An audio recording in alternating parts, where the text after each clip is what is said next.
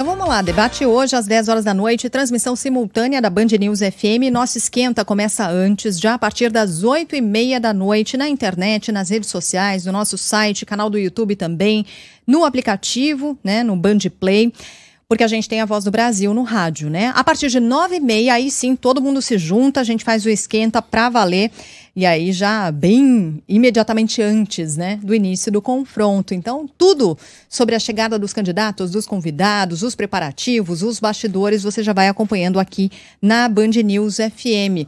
Com a gente está agora o Rodolfo Schneider, diretor aqui da Band e nosso parceiro, e é o mediador desse debate de segundo turno, né, Rodolfo? Bom dia. Oi, Sheila, bom dia para você, Carla Megali, nosso ouvinte também.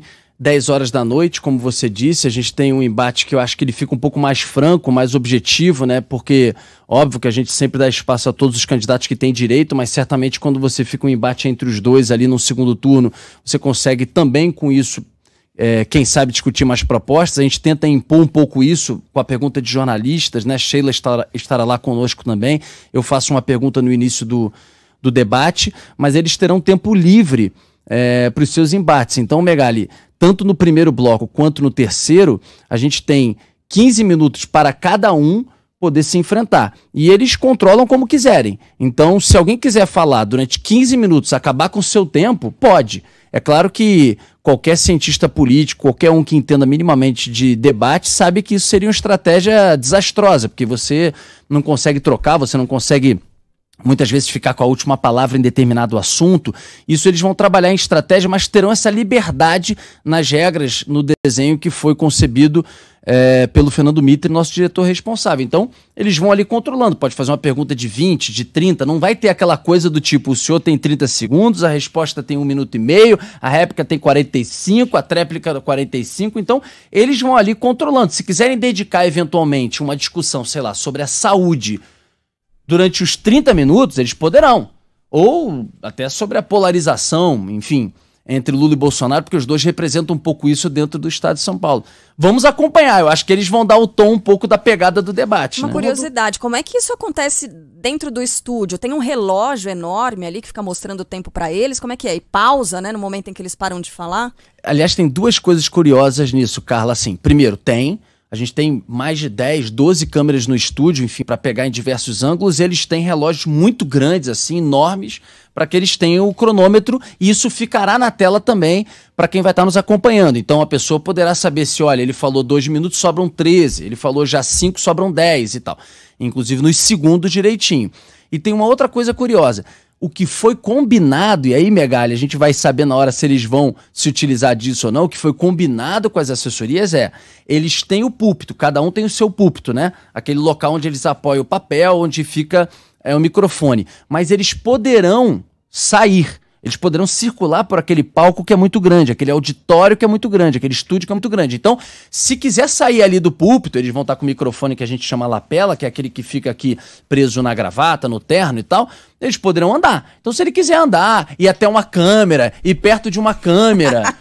Ou dar aquela encarada no adversário. Dar aquela encarada. Né? É claro que assim, isso foi bem conversado com as duas assessorias, etc. E a gente entendeu que os dois têm muita cautela e muita questão do respeito pelo outro. Então, não imagino, certamente, aliás, seria também, para usar uma palavra que eu falei agora há pouco, seria desastroso que se alguém fosse para uma coisa de um enfrentamento assim, com o dedo na cara, em rixe, porque isso seria ruim para o próprio candidato e eles sabem disso. Então, mas eles podem, por exemplo, circular, eles podem sair do púlpito e ficar frente a frente um pouco mais em debate, ele pode se aproximar de uma câmera, como aquele tipo comunicador clássico que vai lá e bota assim o dedo e fala de uma maneira um pouco mais veemente. Isso será possível. Resta saber se eles farão, se eles o farão. Esse lance dos 15 minutos é muito interessante, né?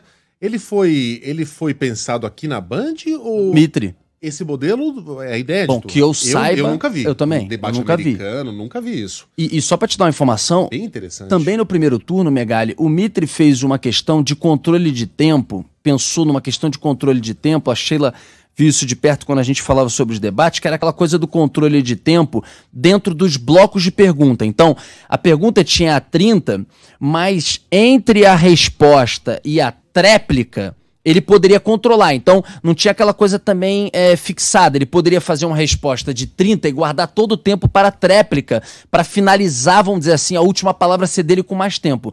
E eu não sei se vocês perceberam que outras emissoras fizeram isso. A Globo fez isso no debate presidencial, por exemplo. Deixou um pouco mais de controle de tempo. Foi o que a Band fez e que virou um pouco a tendência.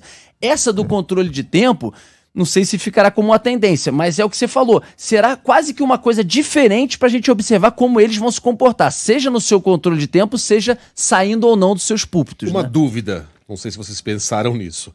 Bate-boca, quando estão os dois falando, você não consegue entender mais nada. Aquilo é tempo correndo para os dois ou o tempo para todos? Não, então assim... Bate-boca não é diálogo. A gente fala isso antes, óbvio, a gente comunica isso antes, conversa isso antes e fala isso do embate e, na hora, por exemplo... O Megali tá falando, eu tô aqui do outro lado, então o tempo é do Megali, tá contando o tempo dele.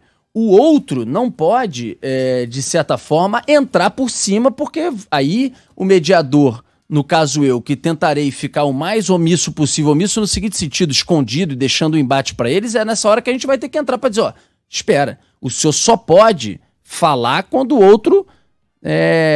interromper sua fala, encerrar sua fala. Então, essa questão do bate-boca terá que ser interrompida quando o que não está com a palavra quiser, em algum momento, interferir. Mas essa possibilidade, e aí vai ficar aquela coisa para a hora a gente ver como é que até porque o último debate para o governo do estado aqui em São Paulo entre Márcio França e João Dória foi sanguinolento. Vocês lembram o primeiro bloco? Foi uma coisa de cair o queixo. Foi um dos debates mais violentos que eu já vi. Tanto que eles voltaram calminhos no segundo bloco. Eu acho que as próprias assessorias disseram, ó, isso não tá bom. Não tá bom pra ninguém. Então a gente imagina que não vai acontecer, até porque os dois são muito fidalgos e já foram parceiros de governo. O Tarcísio foi presidente do DENIT durante o governo Dilma, então o caminho dele já se cruzou, né? Sim. Mas você nunca sabe, né? O debate é aquela coisa. Na hora, até porque, Carla, acredito que a gente depois do primeiro turno, né? Os questionamentos, aquela coisa da conversa em cima de pesquisa, sempre existe e se intensificou. Mas, de acordo com as pesquisas que já saíram, e também até mesmo se você olhar pelo apoio de Rodrigo Garcia a Tarcísio e pelo viés, assim, um pouco mais à direita, né, ou mais à direita do próprio Rodrigo Garcia, você tende a ter, nesse momento, o Tarcísio, até pela votação do primeiro turno, mais favorito. Então, Haddad terá que sair, não estou dizendo que seja pela agressividade, pelo tom, mas terá que sair da casinha de alguma forma na campanha do segundo turno para conquistar os votos dos indecisos e tentar levar. Então isso fica aquela dúvida de como será a postura de cada um, como cada um vai se comportar, o que fará para tentar realmente chamar essa atenção, né?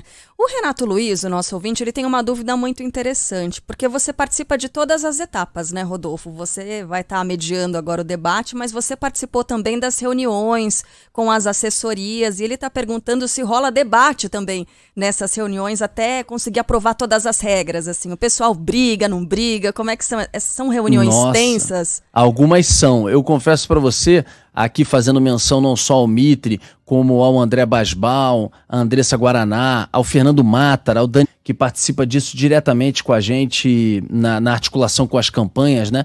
Há toda uma equipe envolvida nisso. E você teve, sim, reunião que foi com o clima um pouco mais tenso, ainda mais as primeiras reuniões no primeiro turno, quando você tem que falar com diversas campanhas, né, ao mesmo tempo, e é difícil chegar a unanimidade, muitas vezes tem que colocar em votação algumas coisas, então alguns que, principalmente os que estão mais para trás assim nas pesquisas, eles querem um pouco mais de anarquia, vamos dizer assim, no debate, né? Eles querem realmente uma coisa que possibilite sair da casinha, que possibilite umas coisas inesperadas. Outros que são em tese os mais favoritos, eles tendem a amarrar o debate de todas as formas. Querem retranca. E a gente fica no nosso lado. É claro que a gente, como debate radiofônico, televisivo, a gente gostaria também que fosse um pouco mais anárquico, né? Um pouco mais livre, para sair realmente daquela coisa de tudo muito orquestrado, cronometrado, mas a gente muitas vezes não consegue, porque você também precisa levar a maioria.